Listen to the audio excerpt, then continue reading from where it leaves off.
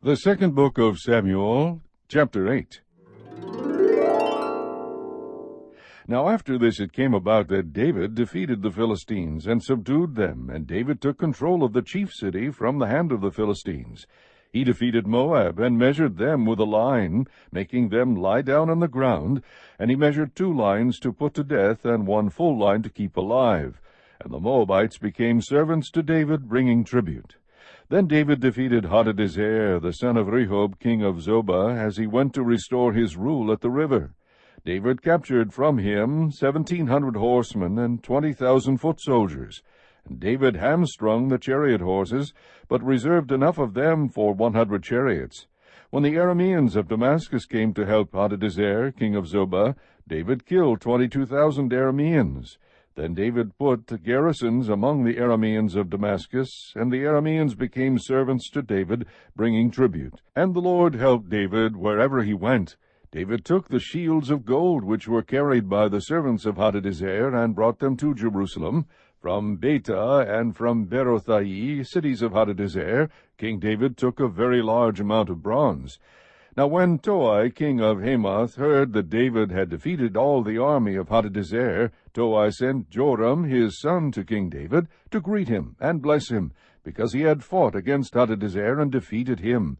For Hadadezer had been at war with Toi. And Joram brought with him articles of silver, of gold, and of bronze.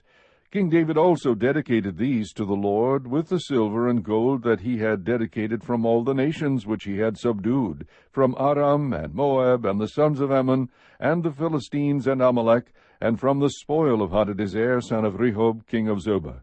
So David made a name for himself when he returned from killing 18,000 Arameans in the valley of Salt. He put garrisons in Edom. In all Edom he put garrisons, and all the Edomites became servants to David. And the Lord helped David wherever he went. So David reigned over all Israel, and David administered justice and righteousness for all his people. Joab, the son of Zeruiah, was over the army, and Jehoshaphat, the son of Ahilud, was recorder. Zadok, the son of Ahitub, and Ahimelech, the son of Abiathar, were priests. And Seraiah was secretary. Benaiah, the son of Jehoiada, was over the Kerethites and the Pelethites, and David's sons were chief ministers. Chapter 9. Then David said, Is there yet any one left of the house of Saul, that I may show him kindness for Jonathan's sake? Now there was a servant of the house of Saul, whose name was Ziba, and they called him to David. And the king said to him, Are you Ziba? And he said, I am your servant. The king said, Is there not yet any one of the house of Saul, to whom I may show the kindness of God? And Ziba said to the king, There is still a son of Jonathan, who is crippled in both feet. So the king said to him, Where is he? And Ziba said to the king, Behold, he is in the house of Machir, the son of Ammiel, in Lo-debar. Then King David sent and brought him from the house of Machir, the son of Ammiel, from Lo-debar. Mephibosheth, the son of Jonathan, the son of Saul, came to David, and fell on his face, and prostrated himself. And David said, Mephibosheth. And he said, Here is your servant. David said to him, Do not fear, for I will surely show kindness to you for the sake of your father Jonathan, and will restore to you all the land of your grandfather Saul, and you shall eat at my table regularly. Again he prostrated himself, and said, What is your servant, that you should regard a dead dog like me?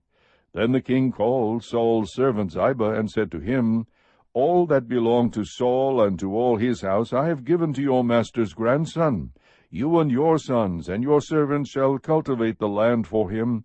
You shall bring in the produce, so that your master's grandson may have food. Nevertheless, Mephibosheth, your master's grandson, shall eat at my table regularly. Now Ziba had 15 sons and 20 servants. Then Ziba said to the king, According to all that my lord the king commands his servant, so your servant will do. So Mephibosheth ate at David's table as one of the king's sons. Mephibosheth had a young son whose name was Micah, and all who lived in the house of Ziba were servants to Mephibosheth. So Mephibosheth lived in Jerusalem, for he ate at the king's table regularly. Now he was lame in both feet. Chapter 10. Now it happened afterwards that the king of the Ammonites died, and Hanun his son became king in his place. Then David said, I will show kindness to Hanun the son of Nahash, just as his father showed kindness to me. So David sent some of his servants to console him concerning his father. But when David's servants came to the land of the Ammonites, the princes of the Ammonites said to Hanun their lord, Do you think that David is honoring your father because he has sent consolers to you? Has David not sent his servants to you in order to search the city, to spy it out and overthrow it? So Hanun took David's servants, and shaved off half of their beards, and cut off their garments in the middle as far as their hips, and sent them away. When they told it to David, he sent to meet them, for the men were greatly humiliated. And the king said, Stay at Jericho until your beards grow, and then return. Now when the sons of Ammon saw that they had become odious to David, the sons of Ammon sent and hired the Arameans of Beth-rehob, and the Arameans of Zobah, 20,000 foot soldiers, and the king of Maacah with 1,000 men, and the men of Tob with 12,000 men. When David heard of it, he sent Joab and all the army, the mighty men. The sons of Ammon came out and drew up in battle array at the entrance of the city, while the Arameans of Zobah and of Rehob and the men of Tob and Maacah were by themselves in the field. Now when Joab saw that the battle was set against him in front and in rear, he selected from all the choice men of Israel, and arrayed them against the Arameans. But the remainder of the people he placed in the land of Abishai his brother, and he arrayed them against the sons of Ammon. He said, If the Arameans are too strong for me, then you shall help me, but if the sons of Ammon are too strong for you, then I will come to help you.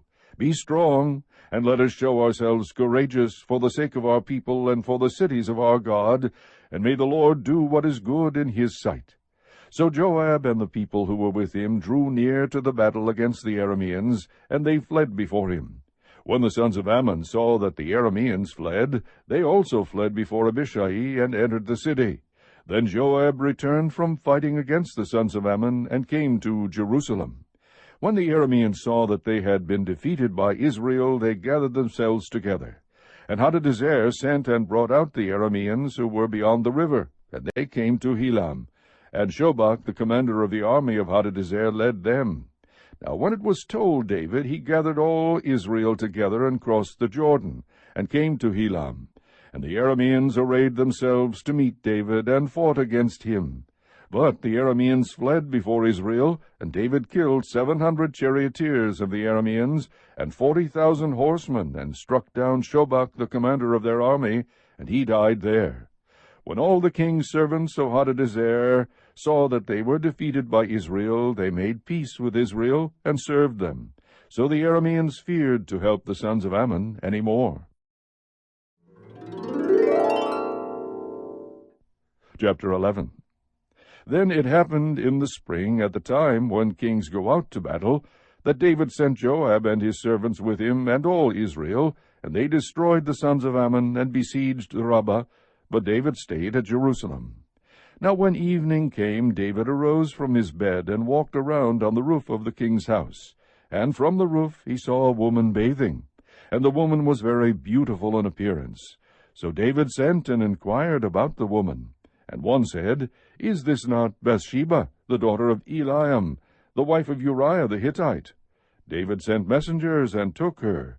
And when she came to him, he lay with her, and when she had purified herself from her uncleanness, she returned to her house. The woman conceived, and she sent and told David, and said, I am pregnant. Then David sent to Joab, saying, Send me Uriah the Hittite. So Joab sent Uriah to David. When Uriah came to him, David asked concerning the welfare of Joab and the people and the state of the war. Then David said to Uriah, Go down to your house and wash your feet. And Uriah went out of the king's house, and a present from the king was sent out after him. But Uriah slept at the door of the king's house with all the servants of his lord, and did not go down to his house. Now when they told David, saying, Uriah did not go down to his house, David said to Uriah, Have you not come from a journey? Why did you not go down to your house? Uriah said to David, The ark and Israel and Judah are staying in temporary shelters, and my lord Joab and the servants of my lord are camping in the open field. Shall I then go to my house to eat and to drink and to lie with my wife? By your life and the life of your soul, I will not do this thing." Then David said to Uriah, "Stay here today also, and tomorrow I will let you go." So Uriah remained in Jerusalem that day and the next. Now David called him, and he ate and drank before him, and he made him drunk. And in the evening he went out to lie on his bed with his lord's servants, but he did not go down to his house. Now in the morning David wrote a letter to Joab, and sent it by the hand of Uriah. He had written in the letter, saying, "Place Uriah in the front line of the fiercest battle, and withdraw from him, so that he may be struck down and die." So it was, as Joab kept watch on the city, that he put Uriah at the place where he knew there were valiant men. The men of the city went out and fought against Joab, and some of the people among David's servants fell, and Uriah the Hittite also died. Then Joab sent and reported to David all the events of the war. He charged the messenger, saying, "When you have finished telling all the events of the war to the king, and if it happens that the king's wrath rises, and he says to you, 'Why did you go so near to the city to fight? Did you not know that they would shoot from the wall? Who struck down Abimelech the son of Jerubbesheth? Did not a woman throw an upper millstone on him from the wall, so that he died at Thebez? Why did you go so near the wall?' Then you shall say, 'Your servant Uriah the Hittite is dead also.'" So the messenger departed, and came and reported to David all that Joab had sent him to tell. The messenger said to David, "The men prevailed against us, and came out against us in the field, but we pressed them as far as the entrance of the gate. Moreover, the archers shot at your servants from the wall, so some of the king's servants are dead, and your servant Uriah the Hittite is also dead." Then David said to the messenger, "Thus you shall say to Joab, 'Do not let this thing displease you, for the sword devours one as well as another. Make your battle against the city stronger, and overthrow it, and so encourage him.'" Now when the wife of Uriah heard that Uriah her husband was dead, she mourned for her husband. When the time of mourning was over, David sent and brought her to his house, and she became his wife. Then she bore him a son. But the thing that David had done was evil in the sight of the Lord.